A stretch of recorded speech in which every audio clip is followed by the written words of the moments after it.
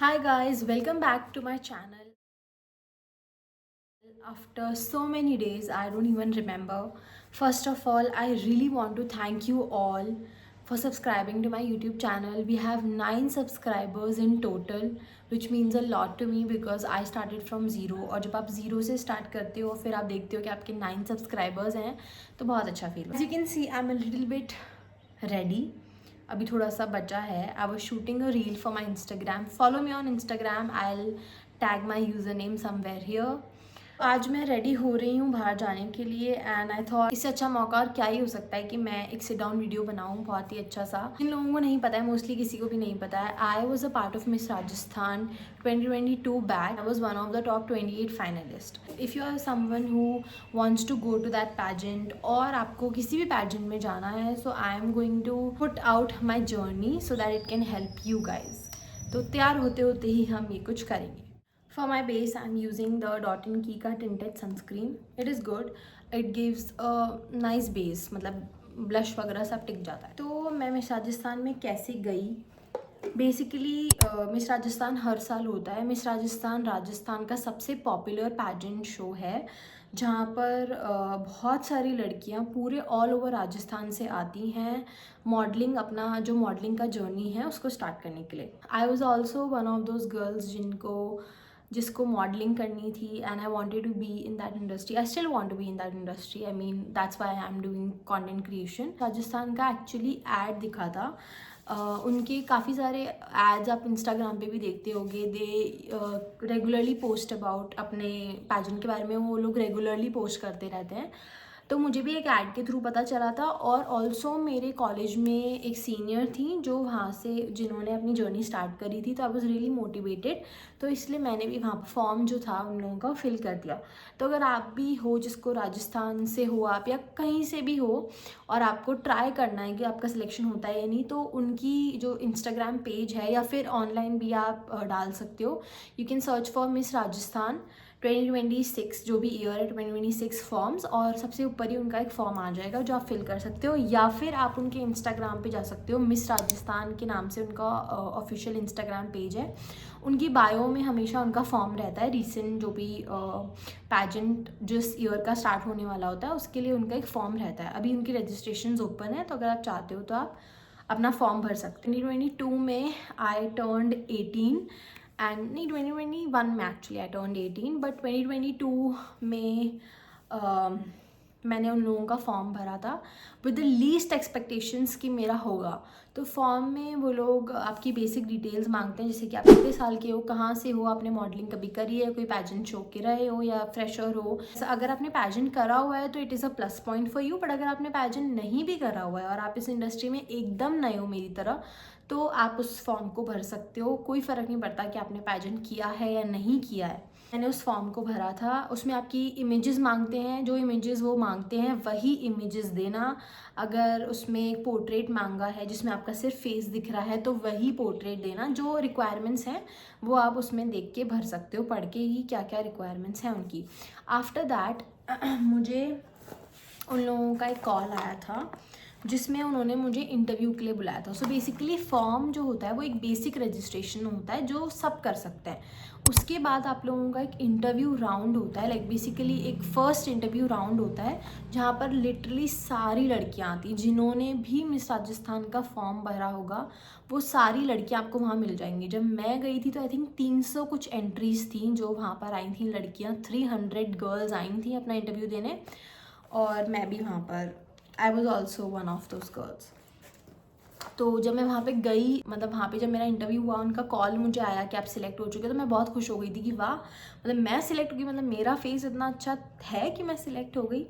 तो फिर मैं वहाँ पर अपना नॉर्मल इंटरव्यू देने गई एंड वहाँ पर लड़कियों को देख के मेरी हवा ही निकल गई. लिटरली वहाँ पे इतनी लड़कियाँ आई थी कि मुझे इतना ज़्यादा डर हो गया कि मैं यहाँ पे इतने सारे लोगों के सामने इंटरव्यू कैसे दे पाऊँगी. मतलब वहाँ पे बुलवाते हैं आपसे स्टेज पे, एक छोटा सा आपका इंट्रोडक्शन होता है, वो आपको देना होता है कि आप क्या करते हो, कहाँ से हो, कौन से कॉलेज से हो, कितने साल के हो, वगैरह वगैरह. ये सारी चीज़ें आपको उस इंट्रो में बतानी होती है. और एक बहुत ही बेसिक वॉक वो आपकी लेते हैं. So you have to walk on the ramp and then give your introduction and then go back, इतना सा प्रोसेस होता है। बट वो करने में मैं इतनी ज़्यादा डर गई थी, लिटरली बहुत ज़्यादा डर गई थी। तो मेरा कुछ नंबर था, आई थिंक 50 ऐसा कुछ नंबर था, मेरे को बिल्कुल भी ध्यान नहीं है, 2022 की बात है, आई थिंक सो। बट मैं क्या कर रही थी, मैं इतनी ज़्यादा नर्वस थी कि मैं हर लड़की को स्किप करके पीछे जा रही थी बार बार बार बार। मतलब जैसे मेरे आगे अगर 2 लड़कियां खड़ी हैं और उनका नंबर आ गया और मेरा नंबर आने वाला है, तो मैं घूम के पीछे चली जाती और लास्ट में खड़ी हो जाती फिर से, क्योंकि मैं इतनी ज़्यादा नर्वस थी। जब मेरा पूरा 300 लड़कियों का इंटरव्यू हो गया था, मैं आई थिंक लास्ट 4th या लास्ट 5th नंबर पे थी, मेरे को ढंग से ध्यान नहीं, आई थिंक 5th ही था लास्ट नंबर या 4th था may be, I don't know. तब मेरे को इतनी नर्वसनेस हुई, मुझे एक टाइम को ये थॉट आया कि मैं चली जाती हूँ यहाँ से, मैं छोड़ती हूँ इंटरव्यू और मैं चली जाती हूँ, बिकॉज मैं बहुत नर्वस थी। मतलब मुझे कैमरा बहुत पसंद है, I love talking to camera, I love creating content जो मैं अभी बनाना चालू करा है। बट मैं हमेशा से ही वो बच्ची रही हूँ जिसको स्टेज फियर था, जिसको कॉन्फिडेंस नहीं था कि वो कर सकती है या नहीं कर सकती है, या फिर व्हाट इफ़ पीपल जज me, what if they laugh at me, how I speak, how I talk. मुझे ऐसा लगता था कि शायद मेरी ज़िंदगी का सबसे वर्स्ट डिसीजन होगा वो वहाँ मिस राजस्थान का फॉर्म भरना और वहाँ जाना। तो मेरे को एक बार को तो यही थॉट आया कि मैं छोड़ देती हूँ, I will just go back to my house and I just wanted to go home at that time. वो फीलिंग होती है ना कि आपको बस ऐसा लगता है कि मुझे घर जाना है, मुझे इन लोगों से देखना ही नहीं है बिल्कुल भी। मैं इतनी नर्वस थी, बट वहाँ पर मैंने बस खुद को एक ही बात बोली कि यहाँ तक आ गई है तो इंटरव्यू दे और जा, उसके बाद जो भी होता है तेरे को उससे कोई फ़र्क नहीं पड़ेगा, तेरा सिलेक्शन होता है नहीं होता है या कुछ भी होता है, जस्ट डू इट। एंड मेरे मन में बस यही थॉट आया कि मैं देती हूँ और निकलती हूँ, कोई फ़र्क नहीं पड़ता कैसा होगा कैसा नहीं होगा, अगर मैं भसड़ भी करती हूँ कुछ भी तो ठीक है, मैंने इंटरव्यू दिया, मुझे एक्सपोजर मिला, दैट्स गुड, इतना ही मेरे लिए बहुत है। तो मैं गई स्टेज पे, मैंने वॉक करी।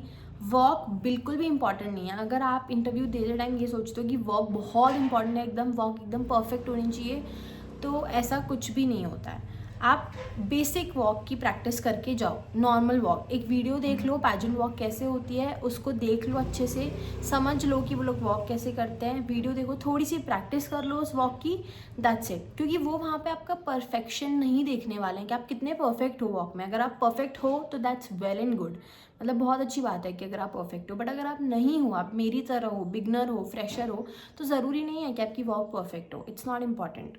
वो लोग सिर्फ आपका कॉन्फिडेंस देखेंगे कि आप कॉन्फिडेंट हो या नहीं।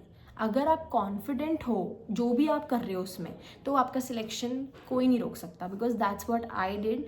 मैं बहुत कॉन्फिडेंस से गई, मतलब वैसे तो मैं बहुत ज़्यादा नर्वस थी, बट जैसे ही मैं स्टेज पे गई आई वॉज़ वेरी कॉन्फिडेंट कि मैं हंसूंगी, कॉन्फिडेंट रहूँगी, जजेस को उनकी आइज़ में देखूंगी, दैट्स इट। मुझे और लोगों को देखना ही नहीं है, कौन मुझे देख रहा है, कौन क्या कर रहा है, मुझे ये नहीं देखना, मुझे सिर्फ जजेस को देखना है, मुझे वॉक करनी है और मुझे वापस आना है, दैट्स इट।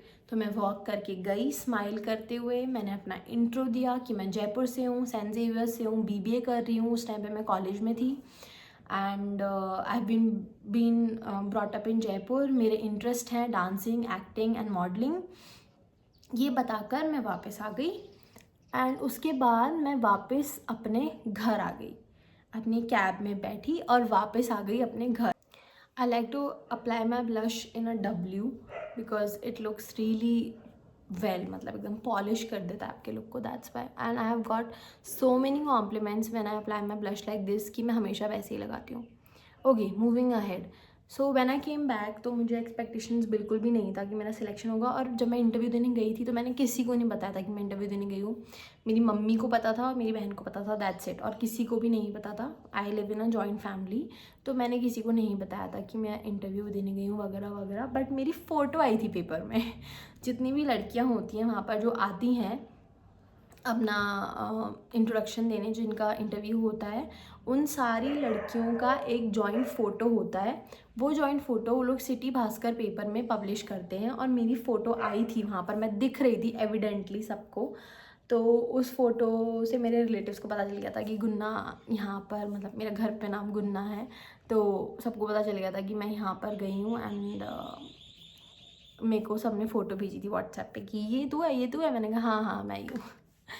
बट मेरा सिलेक्शन नहीं हुआ था उस टाइम तक, हमें कोई कॉल नहीं आया था। मुझे कॉल आया था आफ्टर 15 to 20 डेज़, मतलब लिटरली उन्होंने मुझे इतना वेट करवाया। वैसे तो मुझे एक्सपेक्टेशंस नहीं थी, बट फिर भी दिल में एक छोटी सी होप तो होती है कि क्या पता मेरा सिलेक्शन हो गया हो, क्या पता उन्हें मैं अच्छी लगी हूँ, कुछ भी हो सकता है। तो मैं एक्साइटेड भी थी और नर्वस भी थी। बट 15-20 दिन हो गए तो मुझे लगा कि शायद मेरा सिलेक्शन नहीं हुआ है, क्योंकि अभी तक कोई कॉल ही नहीं आया। बट 15-20 दिन बाद उन लोगों का मेरे पास कॉल आया और उन्होंने बोला कि कॉन्ग्रेचुलेशन, आप सिलेक्ट हो गए हो नेक्स्ट राउंड के लिए, जो कि होता है PI round, personal interview round होता है, जहाँ पर वो लोग आपसे कुछ क्वेश्चंस पूछते हैं पर्सनल, आपकी पर्सनैलिटी को जानने के लिए और वगैरह वगैरह। वहाँ पर सारी मिस राजस्थान का जो प्रीवियस बैच होता है, जो टॉप 5 होती हैं, वो सारी लड़कियाँ और निमिषा मैम जो कि फाउंडर है मिस राजस्थान की, वो बैठी होती हैं। यूजुअली हम मेरे टाइम पे वही बैठे हुए थे। अब आई डोंट नो क्या होता है वहाँ पर, I have not been there for a very long time now. एक तो मैं भूल जाती हूँ कि मैं मल्टीटास्क नहीं कर सकती, मेकअप करते करते बात नहीं कर सकती, पहले बात करूँगी फिर मेकअप करूँगी।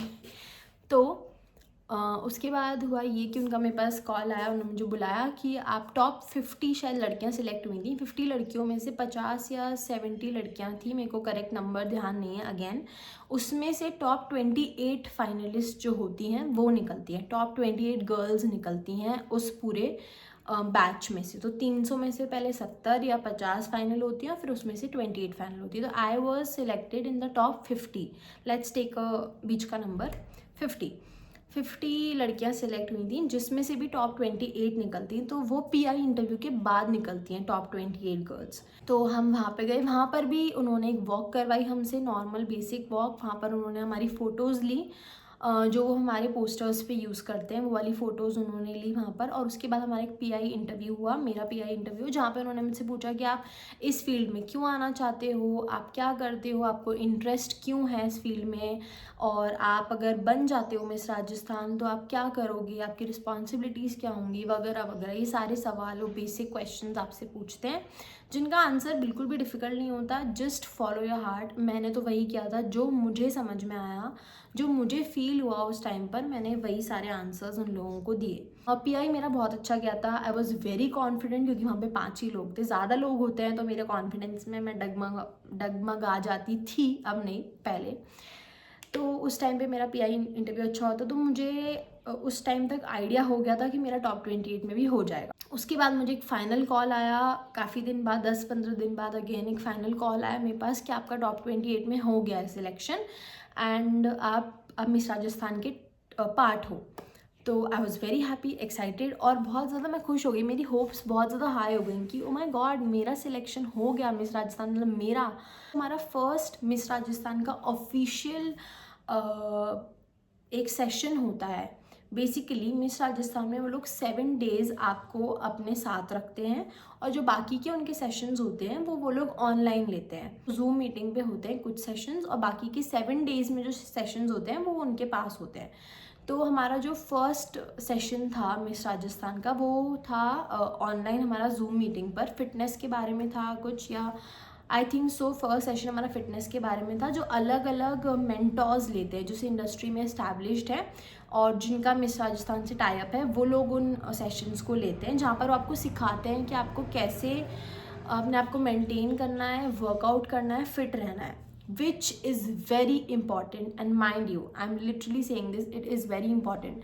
आपको वहाँ पर फिट होना ही चाहिए, बिकॉज पूरे दिन आप प्रैक्टिस करोगे, पूरे दिन आप हील्स में रहते हो, मतलब फिट इन द सेंस कि अपनी डाइट पे ध्यान दो, अपना वेट रिड्यूस करो, अपने आप को मेंटेन रखो, आपको खुद को कैरी करना आना चाहिए, आपका पॉस्चर सही होना चाहिए, बिकॉज ये सारी चीज़ों पर ही वो लोग जजमेंट करते हैं कि आप आगे जाने के लायक हो या नहीं हो। बिकॉज टॉप 28 के बाद टॉप 13 भी होता है, और उन 13 में से 5 लड़कियां निकलती हैं, अब 7 लड़कियां निकलती हैं, पहले हमारे टाइम पे 5 ही लड़कियां निकलती थी। इसीलिए मैं बोल रही हूँ कि मैंने जो गलती करी थी वो आप लोग मत करना। अगर आप लोग मिस राजस्थान में जाने वाले हो तो अपनी बॉडी पे ध्यान देना, अपनी फिटनेस पे ध्यान देना, बिकॉज मैं अपने पॉस्चर पे और वो सारी चीज़ों पे इम्प्रूव नहीं करी थी, मैंने ध्यान ही नहीं दिया था। बेसिकली मुझे लगा नहीं था, मुझे तो लगता था कि फेस ही इंपॉर्टेंट है, बट नहीं होता है ऐसा, आपकी पूरी पर्सनैलिटी इंपॉर्टेंट होती है। So how you are looking is very important. How you are presenting yourself, basically how you are carrying yourself, ये बहुत इंपॉर्टेंट होता है। तो जो मैंने एंड में जाते जाते सीखा था, बट हमारी जो मार्किंग होती है वो फर्स्ट डे जब उनसे मिलते हैं हम लोग, तभी से हमारी मार्किंग चालू हो जाती है। तो एक टैलेंट राउंड होता है, एक फ़ोटोशूट राउंड होता है, एंड उसके बाद 7 दिन के लिए आप लोग वहाँ रहते हो जहाँ पर आप वॉक सीखते हो, the main part of that pageant. तो हमारे कुछ सेशंस हुए, उसके बाद हमारा टैलेंट राउंड हुआ था, जिसमें हम लोगों को डांसेस परफॉर्म करने थे, जिसमें वो लोग पहले ही आपसे पूछ लेते हैं कि आप कौन से सॉन्ग पे डांस करोगे और क्या डांस करने वाले हो। तो अगर आपको लगता है कि आपका सॉन्ग बहुत ही कॉमन है, तो फटाफट से अपना जो भी आपका सॉन्ग है फटाफट से उनको सेंड कर दो, बिकॉज अगर आपका सॉन्ग कॉमन है और आपको पता ही कोई और लड़की ले सकती है, तो वहाँ पे फर्स्ट कम फर्स्ट होता है, जो फर्स्ट चूज़ करता है उस सॉन्ग को वही ले लेता है।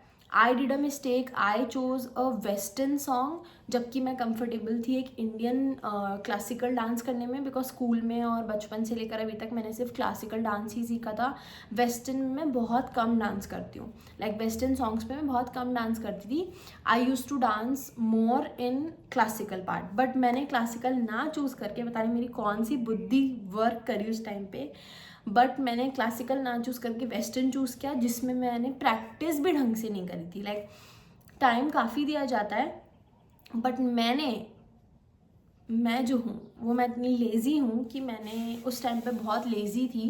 ये छोटी छोटी जो गलतियाँ आप करते हो ना अपनी जर्नी में, इन्हीं से आप सीखते हो। तो इसी जर्नी से समझ में आता है कि लाइफ में कुछ भी फॉर ग्रांटेड नहीं लेना चाहिए। मेरी तरह बिल्कुल मत बनना। अपना अगर आपने कोई डांस ऐसा चूज़ करा है जिससे आप फेमिलियर नहीं हो, तो प्लीज़ प्रैक्टिस, इतना प्रैक्टिस करो कि आपको रट जाए वो। मेरे साथ ऐसा नहीं हुआ था, मैंने अपना जो डांस था वो दूसरा चूज़ किया, मैंने प्रैक्टिस भी नहीं करी। तो मैं जब स्टेज पे गई टैलेंट राउंड में, तो मैं सबको देख के भूल गई। बट फिर मेरे को याद आया धीरे धीरे करके अपना डांस, तो मैंने मैसअप कर दिया था वहाँ पर। मेरा डांस बिल्कुल भी अच्छा नहीं हुआ था, तो मेरे को कोई नंबर नहीं मिले होंगे टैलेंट राउंड में, ये मुझे पता है। हमेशा प्रिपेयर्ड होके जाओ, टैलेंट राउंड में जा रहे हो प्रिपेयर The होके जाओ। video has become too long, so I have divided it into 2 parts. This was the part 1. I will post the part 2 tomorrow. Sorry.